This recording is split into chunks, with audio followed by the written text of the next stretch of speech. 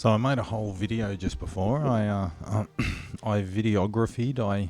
I said some things into a camera, and the things I said were not recorded because I didn't check my things properly.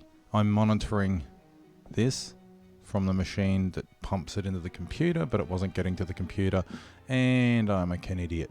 Swagger down the street with your red lips and funky beat. So, pumpkin spice, just one of those things that we don't really have in this country unless you go somewhere like Starbucks, but in other countries it's apparently, or one country specifically, and maybe their closest northern neighbour, it's a thing. I have no idea. I have absolutely no idea what the hell pumpkin spice is. Pumpkins aren't particularly spicy, so how can you have pumpkin spice? Is it the spice you put on pumpkins to make them flavorful because they're not really? Or, I don't know, do you just get pumpkin, dry it and cover it in MSG? Or hydrolyzed vegetable protein? I have no idea. My point is things happen. There's a progression of everything in life. It's a, you take action A, action B happens, or possibly C, D, and E.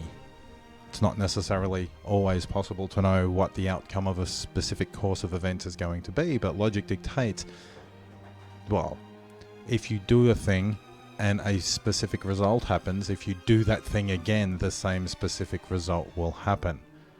To think anything contrary to that is insanity or stupidity, depending on whose definition of sanity and stupidity that you're using. So, check your water and oil. Anyway, that's my whole point about the whole thing. Don't care if you're drinking a fucking pumpkin spice latte at the same time. Check your oil and water. Check your oil and water a lot, particularly if you're driving an older car. Check your water and oil. And even if you have one of those milk float things, one of those electric via vehicles, check your water. Make sure that there's oil in it. If there's no oil in them, why would the transaxle have an oil filter? They still require lubrication. Lubricants are still present. They might last a long time. Check your boots. Check your rubber boots. Check the rubber things that cover the things that move. Even if you have one of those milk float vehicle things. That's my point. Life's not made up of pumpkin spice lattes. It's made up of physics within the real world, and within the real world there's consequences for neglecting physics. Driving to work the other day, my heater went cold. And I went, that's odd. I looked at the little gauge on the dashboard, the little gauge that denotes the temperature while the engine is operating. And that little gauge said, it's a little colder than you would expect it to be. And my brain went, two things simultaneously.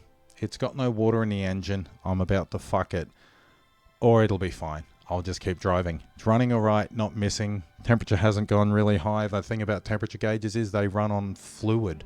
A fluid much, much thicker than air, because air is a fluid because it actually flows. But requires water or coolant, or a mixture of water and coolant, or a simulacrum of water and coolant in order for the gauge to provide a reading that is accurate for the purposes of not destroying your engine from being too hot. Anyway, kept driving. Got to work. Waited for it to cool down a bit. Put some water in it. Was bubbling. So I knew there was an issue within the engine. Other people decided I was wrong. Kept getting it hot. Kept getting it driven. Driving it around going, oh, no, it's just this leaking. Well, it was that leaking. That's the reason the heater went cold, is because the liquid inside the motor that's meant to cool it had run out of a hole in the engine somewhere. It was actually the water pump. I checked it 2 days previously, and it was fine. I knew it needed I knew it needed more coolant. I knew it needed a bit of attention, but I thought it was okay. Checked it on the Monday. Level was fine. By Wednesday, the really, really, really old part had decided to say, no, forget this. Filled out a DNR behind my back and proceeded to die without me being able to do anything about it. But I could have stopped as soon as the heater went cold, and I probably would have staved off most of this problem. But now, it's not an engine anymore. It doesn't run. It has zero compression.